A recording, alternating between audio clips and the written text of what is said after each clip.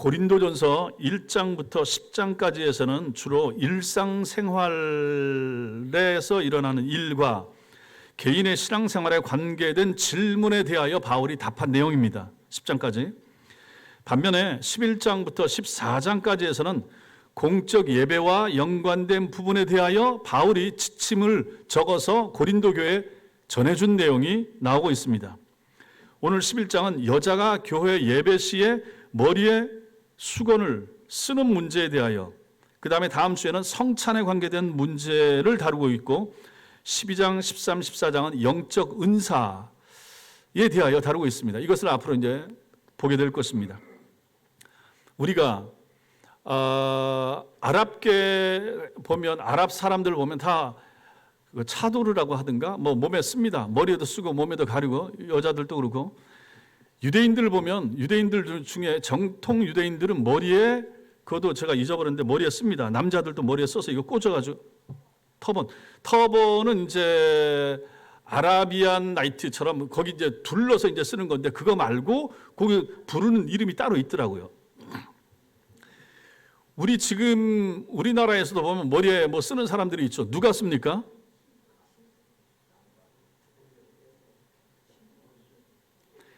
우리도 지금도 보면 머리에 뭐 쓰는 사람들이 있잖아요. 누가 씁니까? 카톨릭 교인들이, 카톨릭의 여자분들이 머리에 하얀 거 쓰고 이제 미사 할 때 하잖아요.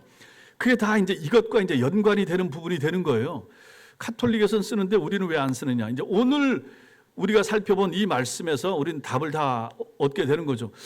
그러면 이제 천주교 같은 데서는 저렇게 쓰는 것이 맞다고 하고 쓰는데, 그럼 저분들은 더 성경에 충실한 사람 같은데 왜 개신교는 안 쓰느냐, 이렇게들 얘기한단 말이에요. 오늘 말씀에서 우리가 그 답을 보게 되는 것이죠. 1번, 먼저 우리는 머리를 가리는 문제를 생각해 봐야 됩니다. 바울이 3절에서 머리, 그러나 나는 너희가 알기를 원하노니 각 남자의 머리는 그리스도, 여자의 머리는 남자, 그리스도의 머리는 하나님. 이때 머리는 무엇인가? 눈에 보이는 머리를 말하는 게 아닌 것을 금방 알 수가 있죠. 이 머리는 무엇입니까? 권위를 말합니다. 다스리는 것을 말하는 거죠. 권위, 다스림. 각 남자의 머리, 3절에 각 남자의 머리는 그리스도요 할 때 영어 성경에 보면 정관사가 붙어 있습니다. 그 그리스도요 하고 더 영어 더가 붙어 있습니다. 그리스도는 한 분밖에 없다.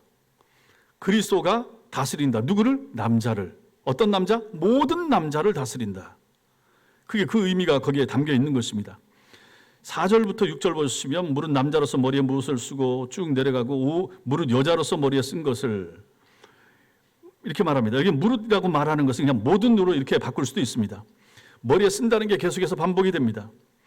지금은 우리가 머리에 뭔가를 쓰고 벗고 하는 것이 중요하지 않은 문제입니다. 지금 뭐 모자 쓸 수도 있고 안 쓸 수도 있고, 물론 이제 예배당에서는 이제 안 쓰는 것이 좋고. 자, 그런데 이게 2000년 전 고린도 사회라고 하면 달라집니다. 머리에 무엇을 쓰는 것은 그 당시에 권위 아래 있다 하는 것을 의미하는 표시로서 머리에 쓰는 것입니다. 지금 히브리 유대인들, 정통 유대인들을 머리를 쓴다. 그 사람들은 아마 그럴 겁니다. 하나님 아래 내가 있다라고 하는 그 권위를 표현하는 것으로서 쓰는 거죠. 그 당시에 고린도 사회에서 머리에 뭘 쓴다라고 하는 것은, 여자가 만약에 머리에 쓴다, 그럼 뭡니까? 남자의 권위 아래, 남편의 권위 아래 있습니다. 이것을 이제 나타내는 표시로서 썼다 하는 것이죠. 특히 이제 예배 자리에 올 때 모든 여자들은 쓰고 참여해야 됐다 하는 것입니다. 그런데 그러한 관습에서 벗어나서 머리에 안 쓰고 바깥에 돌아다니기도 하고 모임에도 가는 그러한 사람들이 있었다. 머리에 써야 되는데 여자들이 그 당시에 2000년 전에 안 쓰는 사람들이 있었다. 그 안 쓰는 여자들, 안 쓰는 사람들 누구겠습니까? 안 쓰는 사람들이 누구겠습니까? 여성 해방론자들, 이런 사람들이기보다는 그 당시 배경에서 보면 창녀들, 창기들이 그런 걸 안 썼다 하는 것이죠. 그런데 만약에 교회에서 모입니다. 교회에서 모이는데 여자들이 머리에 써야 되는데 안 쓰고 왔다. 그럼 바깥에 있는 사람들이 봤을 때는 야, 저 교회 모이면은 그 창기들이 가서 저러고 있느냐, 이렇게 오해도 할 수 있는 여지가 있었다 하는 것이죠. 그런 부류도 있었고, 또 또 어떤 사람들은 이제 은혜를 받았어요. 신앙을 받아들이고 신앙 안에서 뭘 느끼느냐? 자유를 느끼는 거예요. 아하, 갈라디아서에 나오는 것처럼 예수 안에서 자유다. 우리 이 앞에서 이미 봤던 것처럼 음식물에 이제 더 이상 구약 시대처럼 얽매이지 않잖아요. 뭐 가리고 필요 없고, 그 다음에 심지어는 우상 앞에 바쳐졌던 음식도 먹을 수 있다고 그랬어요. 결코 못 먹는다고 그랬습니까? 먹을 수 있다고 그랬어요. 환경에 따라서 다른 사람이 나로 말미암아 음식 먹는 나로 말미암아 시험 드는 여지나 그런 사람은 없다 그러면 언제든지 먹을 수 있다. 왜? 하나님께서 주신 것이고 기도하고 감사함으로 받으면 되니까. 이게 다 어디서 나오는 것입니까? 자유함이죠. 그리스도 안에서 진리가 우리에게 주는 자유, 이 자유가 있었다. 자유를 막 강조하고 얘기하니까 너무 좋은 거예요. 자, 이것도 이제 자유도 어떤 틀 안에서의 자유인데 잘못 받아들이는 사람들이 항상 있습니다. 자유를 가지고 방종으로 받아들이고 이해하는 사람들이 있었는데 교회 안에서 어떤 여자분들이 이걸 가지고 은혜 받았어. 이제 예수 그리스도 안에서 자유해. 그럼 굳이 뭐 우리가 똑같은 신자인데 남자도 머리에 안 쓰는데 여자라고 해서 꼭 써야 되느냐? 나 안 쓸래. 이러는 사람들이 어디 가면 항상 그거 좀 튀는 사람들이 있잖아요. 그것처럼 고린도 교회도 이런 사람들이 있었다 하는 것입니다. 그래서 이런 사람들이 이제 관습에 얽매이지 않겠다라고 하면서 교회 모임에 머리에 쓰던 수건이라고 하면 좀 표현이 그런데 머리 가리개 아니면 너울이라고도 하죠. 이걸 가지고 벗고 나타나는 사람들이 있었던 것입니다. 이 부분에 대하여 이제 고린도 교회 안에 문제가 되고 있으니까 그분들이 창기들은 아닐 텐데 예수 믿는 신자인데 신자 중에서 나는 뭐 머리 안 써도 될 것 같아요. 예수 그리스도를 믿으니까 난 자유해. 이거 굳이 안 해도 될 것 같습니다. 이런 문제가 생긴 것을 바울이 들은 거죠. 그러니까 바울이 이에 대하여 명확하게 지침을 내려주는 것이 오늘 말씀이 됩니다. 그래서 이 문제를 다루면서 바울은 먼저 머리에 쓰는 문제, 수건을 쓰는 문제를 예배적 전통에서 왜 써야 되는지 신학적인 원리로서 먼저 풀어줍니다. 그래서 이제 3절 보십시오. 3절 다시 같이 읽겠습니다. 3절 시작. 그러나 나는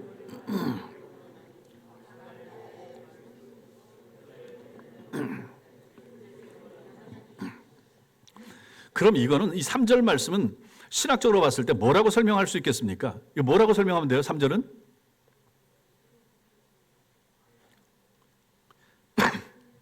창조 질서. 하나님께서 창조하신 질서. 이건 분명하잖아요. 남자의 머리는 그리스도, 여자의 머리는 남자, 그리스도의 머리는 하나님. 창조의 질서. 당시 교회에서 예배드릴 때 여자들이 머리에 수건을, 너울을 썼던 것은 하나님의 창조 질서를 인정하고 예배를 받으시는 하나님의 권위를 인정합니다. 그런 표시가 있었던 거예요. 그 당시 여자들한테 그걸 쓰라고 했을 때는 그런 의미로 썼다 하는 것입니다. 바울은 이러한 신앙의 원리를 가르쳤죠. 그렇기 때문에 이게 무슨 창기들은 안 쓴다. 그럼 그 사람들은 제외해놓고 교회 안에서 은혜 받은 여자 성도들이 안 쓴다. 그러면 안 되는 거죠. 이 원리 때문에 하나님의 창조 질서를 인정하고 하나님의 권위를 인정합니다. 라고 하는 차원에서 여자들이 썼단 말이죠. 고린도 교회 교인들, 여자 성도들 대부분은 이 가르침을 따랐습니다. 그래서 바울은 오늘 2절에서 칭찬하는 거죠. 2절에서 너희가 모든 일에 나를 기억하고 또 내가 너희에게 전하여 준 그 얘기, 그 내용들 그대로 그 전통을 너희가 지켰다. 그래서 너희를 칭찬한다. 그런데 몇몇 사람들, 일부의 사람들이 이거 안 지키고 자유롭게 하려고 하는데 그건 옳지 못하다라고 하면서 3절 말씀을 이제 주고 있는 것입니다. 일부가 이러한 질서를 거부하고 하나님이 여자에게 은혜를 주셨는데 왜 그런 차별이 있어야 됩니까? 왜 여자는 꼭 이렇게 불편한 거 감수해야 됩니까? 이렇게 따지는 사람들이 있었다 하는 것입니다. 그래서 그런 사람들이 머리에 뭐 안 쓰고 예배에 참여했던 거죠. 바울은 그런데 이 부분에 가지고 이걸 엄하게 책망하고 꾸짖습니다. 바울이 남자라서 남성 우월론자로서 이 말을 하는 것인가? 절대로 그렇지 않다 하는 것이죠. 11절과 12절을 보십시오. 11절과 12절 같이 읽겠습니다. 시작. 그러나 주 안에는 남자 없이 여자만 있지 않고 여자 없이 남자만 있지 아니하니라. 이는 여자가 남자에게서 난 것 같이 남자도 여자로 말미암아 났습니다. 그리고 모든 것은 하나님에게서 났느니라. 보십시오. 이렇게 말하는 바울입니다. 2000년 전이에요. 2000년 전에 여자의 인권이 어디 있었습니까? 2000년 전에 숫자 셀 때 여자 빼고 세는 거 다 보셨잖아요. 오병이어 기적에서 남자만 5,000명 이렇게 하는 것처럼 우리나라도 2000년 전 생각해 보십시오. 그때도 역시 그 당시에도 남자는 여자는 남자의 소유물로 뭐 이렇게 생각되는 시대였고, 심지어 남자가 세상을 떠날 때 살아있는 여자를 뭐 부장품으로 같이 집어넣어서 죽이던 그러한 시대가 그 당시고, 여태까지 역사가 그런 식으로 흘러오지 않았는가 하는 것입니다. 그런데 그거하고 전혀 상관없이 바울이 지금 이 말을 하고 있는 거예요. 바울은 남자와 여자가 동등한 인격이다 분명히 밝히죠. 그러면서도 머리에 뭔가 써야 되는데 그걸 벗는 사람들을 책망하는 것은 무엇 때문인가? 하나님의 창조 질서 때문입니다. 그 얘기를 하고 있는 거예요. 즉 바울이 그리스도의 머리가 하나님이라고 밝힐 때 그리스도와 성자 예수님과 성부 사이의 우열 개념을 말하는 것 아닌 거죠. 아니죠. 당연히 우리가 삼위일체 배울 때 배웠죠. 성부 하나님, 성자 예수님, 성령 하나님. 질서상 그렇게 부르는 것이고 1위 하나님, 2위 예수님, 3위 성령. 1등, 2등, 3등이 아니라고 그랬습니다. 질서를 말하기 위해서 한 번에 세 분을 다 같이 부를 수 없잖아요. 우리 입으로. 부르자니 질서에 따라서 부르기는 하지만 이분들의 역할하는 일, 뭐 권세, 차등이 있는가? 없다. 그 얘기를 하는 거죠. 그러니 11절과 12절에서 마찬가지인 것입니다. 우열 개념이 아니다. 성부와 성자는 본질상 동등하시지만 삼위 간에 질서가 있다 하는 거죠. 성자의 머리는 성부입니다. 그렇잖아요. 그것처럼 우리가 삼위일체 배울 때도 어떻게 했습니까? 다시 우리 수요일 날 소일 문답에서 배운 거 복습을 해보면 우리의 구원에 대하여 우리의 구원을 놓고 생각을 할 때 삼위 하나님이 하신 일이 있습니다. 약간씩 의미를 달리해서 하신 일이 있죠. 성부 하나님께서 하신 일이 뭐라고 그랬습니까? 성부 하나님께서 우리의 구원과 관련되어 하신 일 뭐라고 그랬습니까? 우리의 구원과 관련하여 성부 하나님께서 성자 예수께서 성령께서 하신 일들이 따로 있고 그것을 설명할 수가 있다. 우리의 구원과 관련하여. 그러면 먼저 성부 하나님께서 우리의 구원과 관련하여 하신 일이 뭡니까? 작정하신 거죠. 예정하신 거죠. 우리의 구원을 예정하신 거죠. 기억나시죠? 창세전에 여러분과 저는 예정이 되어 있다는 얘기입니다. 자, 그러면 성자 예수님이 하신 일은 뭡니까?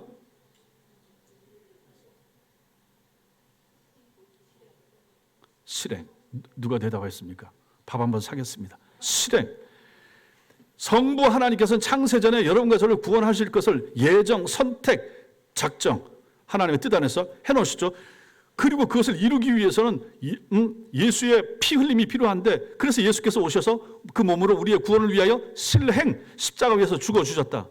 마지막 성령께서는 그럼 우리의 구원을 위하여 뭘 하셨습니까? 예? 그렇죠. 적용. 어렵습니까? 성부께서는 뭘 하셨다고요?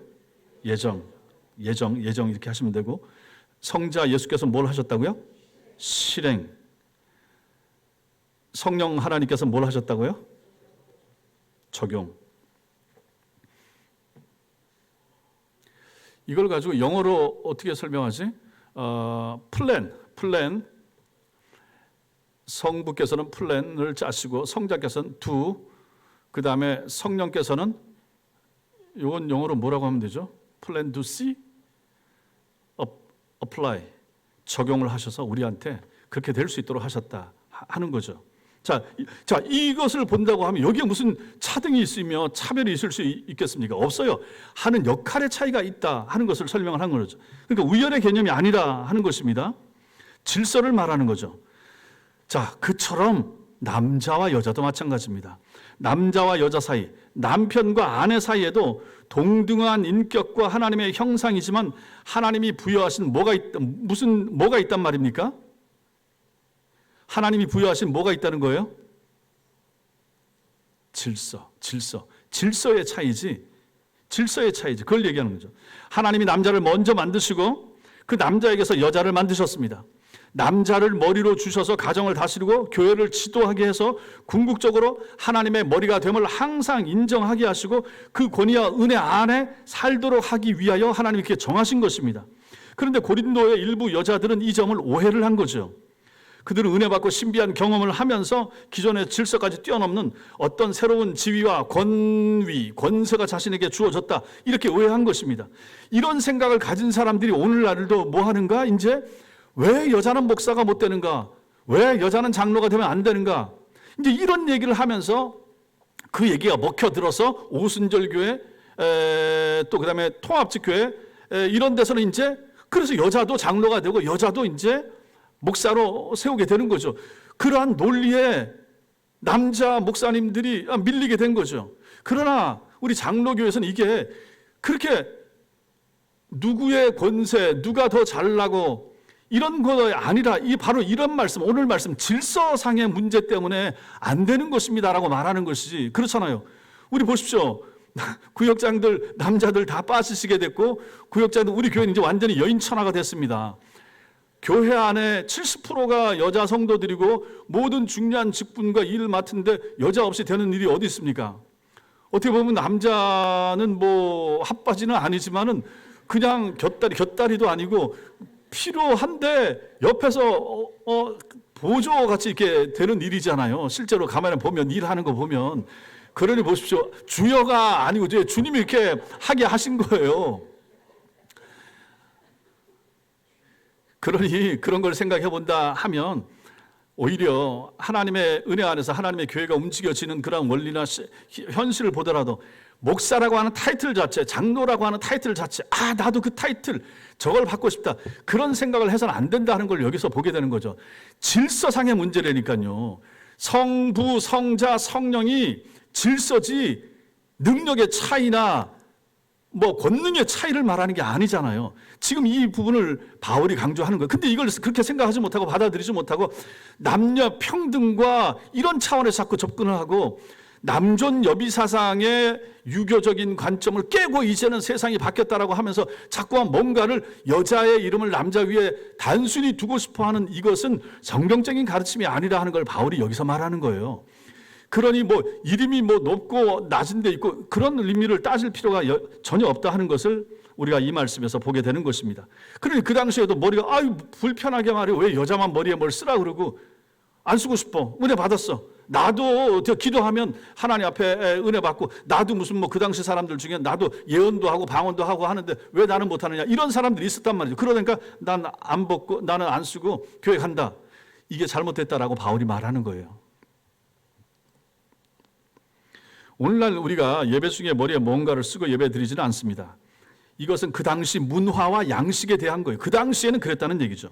그러나 오늘날도 그때처럼 놓치지 말고 꼭 가지고 있어야 될 것이 무엇인가? 그것은 바로 질서와 권위. 이건 그대로 유지가 된다 하는 것이죠. 성경에서 말하는 것이 그렇게 되니까 하나님이 사람을 만드실 때 여자를 만들고 남자를 만든 것이 아니라 남자를 만들고 그를 잠재워서 갈빗대로서 여자를 만든 이 원리는 이것은 절대로 변할 수 있는 것이 아니라 하는 것입니다. 먼저 나고 나중 만들어진 이게 중요한 게 아니에요. 먼저 난 사람이 더 모자라잖아요. 하는 짓을 보면 오늘날도 마찬가지고 그때도 마찬가지고.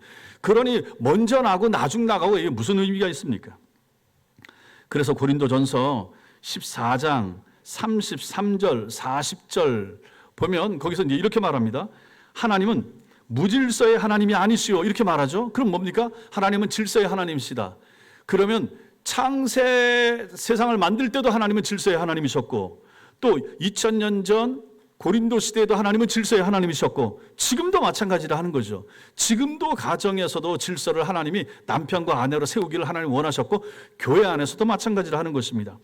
또 고린도전서 14장 40절에는 모든 것을 품위 있게 하고 질서 있게 하라. 이게 하나님의 뜻입니다.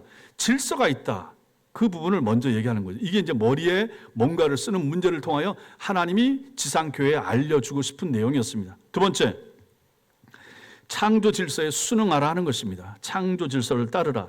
7절부터 10절까지 그 말씀도 보십시오. 여기 나오는 내용들이 이게 다 뭡니까? 남자는 하나님의 형상과 영광이니 그 머리를 마땅히 가리지 않지만 여자는 남자의 영광이다. 남자가 여자에게서 난 것이 아니고 여자가 남자에게서 났다. 또 남자가 여자를 위하여 지음 받은 게 아니라 여자가 남자를 위하여 지음을 받은 것이니 그러므로 여자는 천사들로 말미암아 권세 아래 있는 표를 그 머리에 두어서 머리에 뭔가를 쓰고 예배 자리에 나올 때 쓰고 나오라. 이렇게 이제 말을 하고 있는 거예요. 남자가 하나님의 형상과 영광이라는 말은 남자가 인간을 대표한다는 뜻입니다. 제일 먼저 만든 인간이 남자로서 아담을 하나님이 만드셨고 그 아담 안에 남자와 여자가 다 들어있다. 대표로서 만든 거예요. 여자를 포함하는 인생의 대표로서 그렇게 하셨다 하는 것이죠. 남자는 또 인간으로서 더 높은 질서가 없기에 머리에 뭔가를 쓰지 않고 자신이 바로 예수님의 권위, 예수님 아래에 있다 하는 것을 나타냅니다. 그러니까 머리에 뭘 안 씀으로써 오히려 남자는 내 위에는 예수님이 계십니다. 이걸 표시를 나타내는 거예요. 그리고 여자는 머리에 씀으로써 여자 질서상 남편이 내 머리에 있습니다. 그리고 우리 가정의 남편의 머리 위에는 예수님이 계시고 예수님 위에는 성부 하나님이 계십니다. 이 내용을 지금 말하는 거예요. 그러면 언제 남자에게 인생의 영광이 경험이 됩니까? 자신이 하나님이 만드신 인생이고 한계가 있는 유한한 존재다 하는 것을 인정하고 하나님의 권세 아래 자기를 굴복할 때 남자에게는 영광이 있는 거예요. 내가 뭘 다 할 수 있습니다. 아니고 나는 하나님의 것입니다. 하나님이 나를 만드셨고 나는 하나님의 은혜 아래서만 내가 살아갑니다. 이걸 인정할 때 그 남자는 제대로 된 남자고 하나님의 영광 아래 있게 되는 거죠. 마찬가지로 여자가 진정으로 영광스러워지는 것은 그럼 언제입니까? 자신의 한계를 인정하고 가정에서 남자의 권위 아래 들어감으로써 그 질서를 주시는 하나님의 권위 아래 자신을 둘 때 여자는 여자로서 가장 영광스럽고 아름답다 이 말을 하는 거예요. 그 질서를 벗어나고 한계를 넘어서는 것은 이건 옳지 못하다, 잘못된 길로 가는 것이고 나는 머리에 뭐 안 쓸래, 나는 자유롭게 됐어, 나는 내 마음대로, 나는 은혜 받았어, 왜 나는 안수 받으면 안 돼, 뭐 이렇게 되는 것은 이거는 하나님의 창조 질서상 안 된다 하는 것이죠. 그래서 이것을 가지고 보수적이고 성경을 어쨌든 가장 성경적으로 해석한다고 하는 합동 측과 우리 고신 측에서는 그래서 아직까지도 여성 안수를 인정 안 하는 거예요. 앞으로 어떻게 될지 모르겠습니다.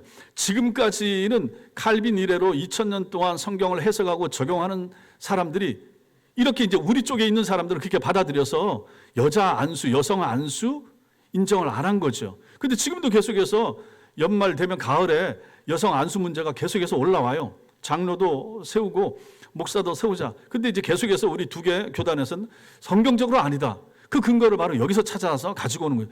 질서의 문제지 능력의 문제가 아니다. 예, 남자 목사님들, 남자 장로님들 다 인정. 예, 여자가 더 뛰어납니다. 훌륭합니다. 돈 관리 여자가 다 합니다. 집안 살림 여자가 다 합니다. 똑똑한 거 여자가 더 똑똑합니다. 남자분들 다 인정하시죠? 다 인정하시죠? 김 집사님 인정하시죠? 이 장로님 인정하시죠? 예, 대답하셔야 돼요. 똑똑하다고 하지만 그게 똑똑한 게 아니라 실제로 하나님께서 또 은혜를 주셔가지고 명목상의 이름은 그렇게 돼 있다고 한다 할지라도 실제로 움직여가는 것은 또 전반적으로 제일 평안하게 움직여가는 것은 여자가 주인공처럼 주인이 되어서 할 때 또 제일 평안하고 하지 않겠습니까? 그러나 질서의 문제에 있어서는 하나님께서 이것도 영적인 질서를 말하는 것입니다. 하나님이 창조할 때 영적인 질서가 이렇기 때문에 이것은 인정하라. 그리고 이것은 교회 안에 가정 안에서도 마찬가지다. 가정 안에서 그 가정의 대표자는 남편으로서 하고 교회 안에서 일을 할 때는 대표자로서만 하나님 앞에 남자들이 목사와 장로로 그 일을 감당하고 그러나 핵심되는 중요한 일들은 가정에서도 마찬가지고 교회에서도 마찬가지고 여자들이 하는 것 이것이 이제 성경적인 원리라고 우리는 이렇게 해석을 하고 봐야 된다 하는 것입니다. 우리 주위에서도 고린도 교회처럼 간혹 이것을 이제 벗어나는 사람들이 있다 하는 것이죠. 그러니까 이 영적인 질서나 원리를 깨면 안 되는데 깨려고 하는 사람들이 있다. 은혜 받았다고 해서 나도 이제 신학교 간다. 뭐 여자 안수를 내가 받아야 되겠다. 이런 것은 옳지 않다라고 하는 것입니다. 그런 면에서. 그리고 또 우리가 병이 생겨도 마찬가지입니다. 병이 생기거나 아프거나 하면 당연히 병원을 가야 됩니다. 약국을 찾아가야 돼. 병원을 먼저 가고 지금 이제 약 타고 하니까. 그런데 이제 이걸 가지고 나는 은혜 받았다. 나는 기도한다. 나는 기도해서 나을 거야. 그러므로 나는 이제 병원도 필요 없어. 의사 필요 없어. 이건 뭡니까? 이것도 하나님이 정하신 영적인 질서와 원리에 어울리지 않는다 하는 것이죠. 하나님께서 이 세상을 움직여 가시는 하나님이 두 가지 큰 원리가 뭡니까? 일반 은총과 특별 은총을 통하여 세상을 움직여 가십니다. 일반 은혜와 특별 은혜. 특별 은혜, 특별 계시 뭡니까? 성경이죠. 하나님 말씀 성경. 일반 은총은 세상의 모든 문명, 문물, 환경입니다. 하나님이 이 두 가지를 가지고 세상을 통치하십니다. 그런데 나는 성경만 있으면 되고 믿음만 있으니까 기도만 하면 되고 앞에 거 필요 없습니다. 잘못된 것이란 얘기입니다. 하나님이 이 땅에 의사를 주고 약사를 준 것은 이용하라고 준 거예요. 필요할 때, 아플 때. 근데 나 이거 필요 없고 난 기도만 하면 돼. 그러다가 잘못된 길로 가는 것이고 이단 사이비들이 다 여기서 나오는 거 아닙니까? 이러한 영적인 원리와 질서를 무시하지 말라는 것입니다. 이게 바로 성경이 말하는 건전한 신앙생활의 원리가 되는 거예요. 11절 보십시오. 주 안에는 남자 없이 여자만 있지 않고 여자 없이 남자만 있지 않다. 다시 한번 바울이 밝히죠. 여자의 머리가 남자라고 했을 때 불만을 표시하는 분들은 이 세상의 관점으로 이해하기 때문에 그걸 불만을 표하는 거예요. 왜 여자는 안 돼? 자꾸 이런 얘기를 하는 이유가 남존여비, 유교 사상 다 마찬가지입니다. 성경의 관점은 다르다 하는 거예요. 본문은 하나님께서 사람을 어떤 존재로 창조하셨는지 그 전제를 깔고 지금 이 말을 하는 거죠. 성경은 남자가 먼저 창조되고 그 다음에 여자이지만 그것이 여자가 남자보다 열등하다는 의미는 절대로 아니라라고 하는 거죠. 뒤에 태어났다고 뒤에 만들어졌다고 해서 열등하다 그러면 생각해 보십시오. 동생들이 형보다 다 열등합니까? 다 모자랍니까? 안 그렇잖아요. 둘째가 더 똑똑한 경우가 얼마나 많습니까? 근데 그렇지가 않다 하는 것이죠. 갈라디아서 3장 28절에도 보시면 그 얘기를 하는 거예요.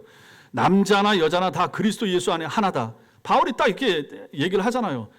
차별이 없다, 차등이 없다, 우열이 없다는 것이죠. 에베소서 5장 21절 이하에 보시면 남편과 아내에게 주는 말이 있죠. 종과 상전에게 주는 말이 있죠. 한편에만 일방적으로 이렇게 하라라고 말합니까? 여자들한테, 아내들한테 남편한테 순종하고 복종하라 그 얘기만 하면 합니까? 아니잖아요. 남편한테 아내를 아끼고 사랑하라라고 얘기를 하잖아요. 종들한테만 주인에게 순종하라 말합니까? 아니잖아요.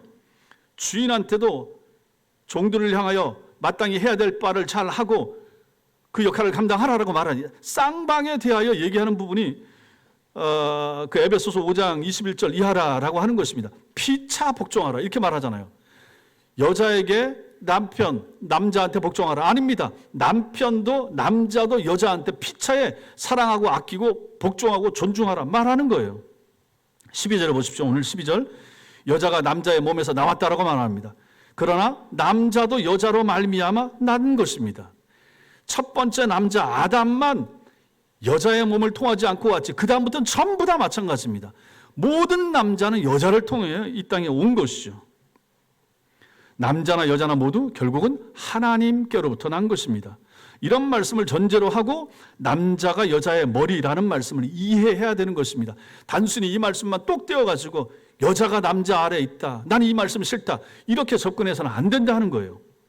하나님 앞에 동등한 인격이지만 다른 역할과 다른 그러한 위치, 다르게 주어지는 기능이 있다. 그런 존재로 창조되었다. 이렇게 봐야 되는 것입니다. 13절부터 16절까지 말씀도 보십시오. 13절부터 16절 같이 한번 다시 읽겠습니다. 시작. 너희는 스스로 판단하라. 여자가 머리를 가리지 않고 하나님께 기도하는 것이 마땅하냐. 만일 남자에게 긴 머리가 있으면 자기에게 부끄러움이 되는 것을 본성이 너희에게 가르치지 아니하느냐. 만일 여자가 긴 머리가 있으면 자기에게 영광이 되나니 긴 머리는 가리는 것을 대신하여 주셨기 때문이니라. 논쟁하려는 생각을 가진 자가 있을지라도 우리에게는 하나님의 모든 교회에는 이런 관례가 없느니라. 그래서 이제 그 다음부터는 머리에 뭐 쓰는 것을 안 써도 되는 거죠. 이 말씀에 근거하여 여자들의 긴 머리가 그 역할을 감당한다. 그러니까 여자들의 긴 머리는 남자의 권위, 남편의 권위를 인정하는 것으로 간주되어서 그 다음부터는 안 써도 되는 것으로 이렇게 이제 성경학자들이 해석을 하는 거죠. 하나님의 교회는 하나님의 질서 안에 있어야 된다 하는 것을 말하는 것입니다. 우리가 성도로 세상을 살아갈 때 세상의 소리를 듣지 않을 수는 없지만 철저하게 하나님의 관점에서 봐야지. 세상의 관점, 유교적인 관점, 무슨 뭐 여자들에 대한 이런 거 안 됩니다. 이런 것으로 접근을 하면서 성경을 이해하고 교회에 적용하려고 하면 안 된다 하는 것입니다. 바로 오늘 말씀과 같은 이러한 말씀에 근거하여 남자와 여자는 차별이 없다. 동등하다. 하나님 앞에서 똑같이 귀하다. 그러나 하나님께서 창조에 있어서 질서상 아담을 만드시고 하와를 만드셨기 때문에 그러한 질서에 따라서 이 얘기를 하는 것이고 또 여자의 머리는 남자, 남자의 머리는 그리스도, 그리스도의 머리는 하나님이라고 하면서 성부 하나님과 그리스도 예수 사이에 무슨 차등이 있겠습니까? 그러나 질서상 그렇다. 그 얘기를 한다 그러면 질서상 그러니까 여자의 머리가 남자라고 한다고 해서 그것을 가지고 여자 성도들이 기분 나쁘게 생각한다든지 요즘 시대에 안 맞다라고 말할 필요는 전혀 없다라는 것을 우리는 오늘 말씀에서 보게 되는 것입니다. 그렇다면 우리는 오히려 오늘날 교회 마찬가지입니다. 여자 성도들이 훨씬 많잖아요. 훨씬 많은 일을 감당한다라고 말씀을 드렸죠. 저도 제 아내가 저보다 더 많은 일을 감당합니다. 그런 인정을 해야 되고 존중해야 되고 높여줘야 되고, 그래서 이제 남자들은 여자들의 말을 가정에서도 잘 들을 건 잘 들으시고, 모든 말을 다 들으려는 것은 아니고 잘 들어야 될 부분들을 들으시고, 교회 안에서도 마찬가지를 하는 것입니다. 교회 안에서도 교회 전반적으로 돌아가는 일이라든지 해야 될 일이라든지 전도회나 구역의 일도 마찬가지입니다. 그런 의미에서도 나중에 필요하면 남자 구역장을 둘 수도 있겠지만 여자 구역장님들이 훨씬 더 섬세하게 잘 돌보고 다 잘 챙겨주고 이것저것 신경도 더 잘 쓰시고 또 여러 가지를 돌아볼 수 있는 그런 역할들이 충분히 되기 때문에 여자분들이 남자 성도들까지 품어서 잘 관리해 주시라라고 하는 차원에서 남자들은 다 빼고 여자 성도들을 중심으로 해서 그 구역장을 세운 것입니다. 교회도 마찬가지입니다. 우리 모든 그리스도인들은 다 예수 그리스도 안에서 하나가 됐죠. 높고 낮음이 없습니다. 동등합니다. 제가 누누이 말씀드립니다. 목사가 높고 주일학교 애가 낮고 그런 게 어디 있습니까? 성경적으로 그게 안 된다는 얘기예요. 왕 같은 제사장이라. 누가? 우리 모두가 다. 제가 제사장입니까? 여러분도 제사장인 거예요. 왕 같은 영적인 제사장. 지금 시대엔 제사장 없다고 그랬습니다. 성전도 없다고 그랬습니다. 제물도 없다고 그랬습니다. 영적 예배가 있고 영적 제물, 여러분과 제가 영적 제물로서 이 시간 하나님 앞에 예배를 드리는 거예요. 그러니 성도 여러분, 영적 제물로서 우리가 하나님 앞에 나 자신을 제물로 구약시대의 짐승을 끌고 와서 잡아서 성소에 뿌리고 했던 것처럼 그러한 제사를 드리진 않지만 그 원리와 그 정신은 지금도 남아있죠. 여러분과 저는 예배당에 올 때 우리는 뭡니까? 제물이에요. 제물을 왜 성전으로 끌고 올라갑니까? 제물을 성전으로 가지고 가는 이유가 뭐예요? 뭐 하려고 끌고 갑니까? 바치려고, 죽여서 바치려고. 여러분과 제가 교회 올 때도 마찬가지인 거죠. 교회로 올 때 우리의 마음가짐이 어때야 됩니까? 하나님 앞에서 죽기 위하여 오는 거죠. 영적 제물로 드려지기 위해서 오는 거죠. 그러니 교회 와서 큰 소리 치고 소리 내고 무슨 혈기를 부리고 이게 온당치 않은 거죠. 아니 제물로 죽겠다고 온 사람이 큰 소리 치고 자기 뜻이 관찰 안 됐다고 펄펄 뛰고 하면 되겠습니까? 그건 저도 마찬가지고 여러분도 다 마찬가지입니다. 우리는 다 제물 드립니다. 이러한 마음과 태도와 자세를 가지고 예배에 임하는 사람들인 것이죠. 이 원리가 바로 여기도 다 녹아있다 하는 것입니다. 그러니 교회 안에서 누가 높고 장로님들은 높으시고 무슨 새로 된 서리 집사님들은 낮습니까? 계급 개념이 아니라고 그랬습니다. 우리는 옆으로 봐야 되는 거예요. 평등 개념 가운데 역할의 차이인 거죠. 역할과 직분의 차이인 것이지 높낮이의 차이가 아니라는 것을 꼭 기억하실 필요가 있습니다. 그러므로 우리는 서로를 존중하고 아껴야 됩니다. 서로를 잘 챙겨주셔야 되고 사랑하셔야 됩니다. 전도회 회장님들이 전도회 식구들 잘 챙겨주시고 올해 참 잘 섬겨주셔서 너무 감사하고, 그처럼 회장님들이 회원들 잘 챙기시고 전화하시고 연락하시고 생일 같은 것도 챙겨주시고, 특히 이제 오신 지 얼마 안 된 분들, 어린 성도들, 그런 분들 잘 챙겨주시기 바라고, 그건 전도회에서 같은 나이 또래 챙겨주시고, 혹시라도 전도회가 갈라졌다고 또 마음 상하고 그런 분들은 없으시겠지만은, 그래서 혹시 그런 게 있으면 그러면 조인트 해서 어디 가세요. 놀러 가고 할 때 아래 위로 해서 가시고, 그 다음에 또 만약 원하시면 바울 전도하고 조인트 해서 같이 가시고 그래도 괜찮잖아요. 그런 식으로 하시고 너무 섭섭해하지 마시기 바라고, 구역장님들께서 구역원들 잘 챙겨주시고, 올해도 구역장님들이 구역원들 돌보시면서 어떤 분들이 어느 정도는 목사님의 마음을 좀 알겠습니다. 그건 무슨 뜻입니까? 그 구역 안에 속세기는 구역원이 있었으니까 그런 얘기를 했겠죠. 그래서 속으로 잘 됐다. 이제 그 얘기하는 당신은 안 그러겠죠. 속으로 생각했습니다. 여러분들이 마찬가지입니다. 서로와 서로를 챙기면서 세우면서 하는 게 이게 쉽겠습니까? 내 집에 있는 내 자식도 말 안 듣고 내 남편도 말 안 듣고 속을 새기고 하는데 남남으로 만난 우리가 그게 쉽겠습니까? 그럼에도 불구하고 하나님께서는 덜 다듬어진 나와 덜 다듬어진 저분을 하나로 묶어주셔서 부딪히면서 서로 다듬어 가게 하시는 것이 하나님의 원리인 거죠.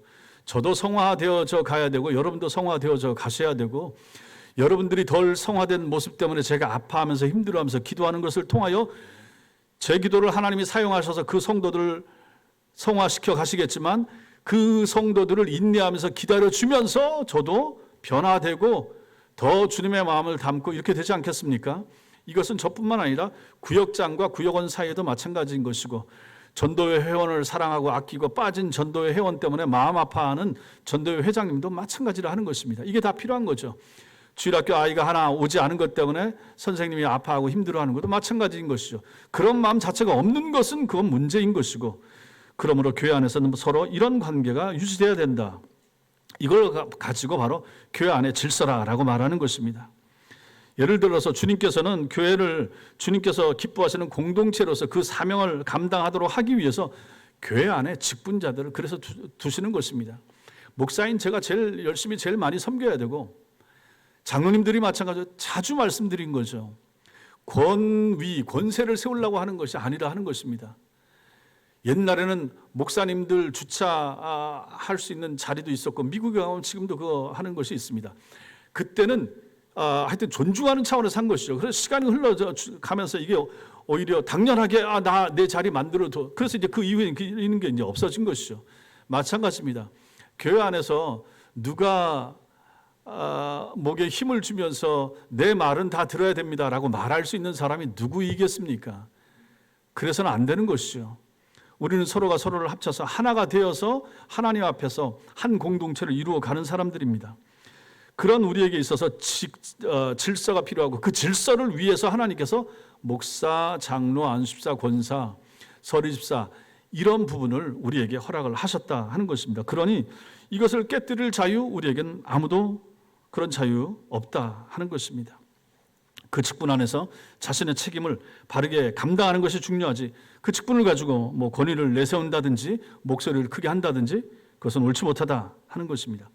직분의 중요성을 잘 생각하는 것이 필요하고, 그래서 성도 여러분, 많이 맡았다고 중요한 것이 아니라 많이 맡으면 많이 하나님이 찾지 않겠습니까? 그래서 여러분들이 힘들어하지 않도록 하기 위해서 하나하나 2개 정도로 교회를 섬길 수 있도록 했고, 간혹 이제 막 더 열심히 하고 싶어 하는 분들이 있을 수 있었지만, 그럼에도 불구하고 또 다른 분에게도 섬길 수 있는 기회를 또 같이 드리고 같이 성장해 가야 하기 때문에 우리가 올해도 직분자들을 이렇게 세웠다 하는 것을 마음에 잘 새겨 주시기 바랍니다. 교회의 직분이 높고 낮음은 없지만 주님께서 세우신 질서는 중요합니다.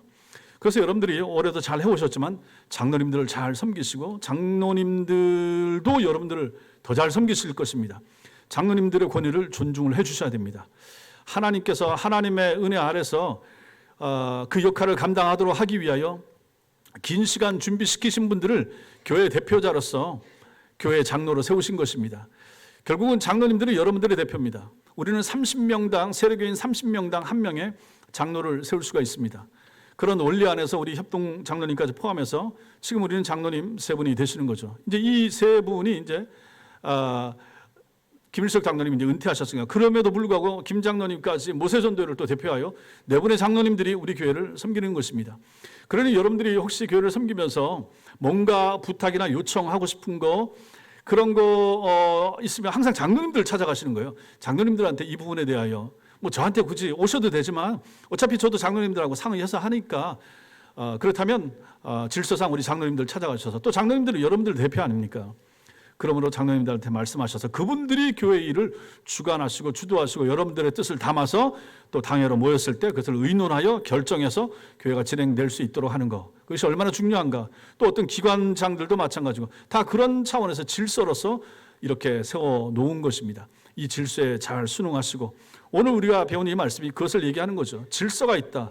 성부 하나님과 성자 예수님, 여자의 머리는 남자, 남자의 머리는 그리스도, 그리스도의 머리는 성부 하나님, 질서를 나타내는 것이다. 교회 안에서도 질서가 있다. 직분은 높낮이 세상에서의 그런 것이 아니라 옆으로 역할의 차이다. 그러므로 그 역할을 잘 감당하는 것, 그래서 질서를 잘 지키는 것, 이것이 중요하다 하는 것을 마음에 잘 새기시고, 또 내년에 맡겨진 직분 잘 충성하시고 잘 감당하시고 앞으로도 어떤 역할, 어떤 직분이 주어지든지 충성하고 힘있게 하나님의 교회를 세워나가는 복된 성도들 다 되시기를 주님의 이름으로 축원합니다.